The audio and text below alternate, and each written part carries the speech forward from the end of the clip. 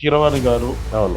పక్క పవన్ కళ్యాణ్ గారు 5 ఏళ్ల నుంచి ప్రాజెక్ట్ నడుస్తుంది. ఏం రత్నం గారు లాంటి పెద్ద అవును. Production house. అవును. మామూలు ప్రెజర్ అలా ఉంటుంది సార్ మెంటల్ గా. ఇలాంటి చాలా. ఆఫర్ వచ్చినప్పుడు ఆఫర్ రావడం ఎగ్జైటింగ్ గానే ఉంటుంది. అవును.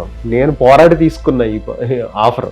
సినిమాలో హీరో అనేవాడు ధర్మం కోసం పోరాడుతూ ఉంటాడు. బయట కూడా పవన్ కళ్యాణ్ క్యారెక్టర్ అదే. ఈ రెండింటిని బ్యాలెన్స్ చేస్తూ రాయి. అలాగే దీనికి మ్యూజిక్ కీరవాణి గారు, ఈ బ్యాక్ డ్రాప్ ఏమో మొఘల్స్ బ్యాక్ డ్రాప్. అంటే వీటిలన్నిటిని దృష్టిలో పెట్టుకుని మరి నువ్వు ఏ రేంజ్లో రాస్తే అది కీరవాణి గారు యాక్సెప్ట్ చేస్తేనే అవుతుంది, లేదంటే లేదు అని చెప్పి ఆయన నాకు చెప్పారు.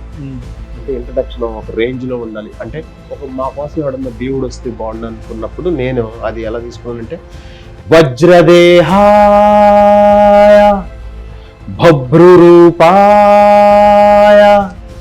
దక్ష దీక్షాయ ఉగ్రవ్యాఘ్రాయ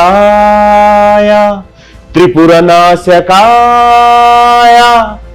అని అలా ఒక దేవుణ్ణి కీర్తిస్తున్నట్టుగా ప్రియర్ లాగా. అలా తీసుకున్నాను అనమాట. ఒక రేంజ్లో ఉండాలి.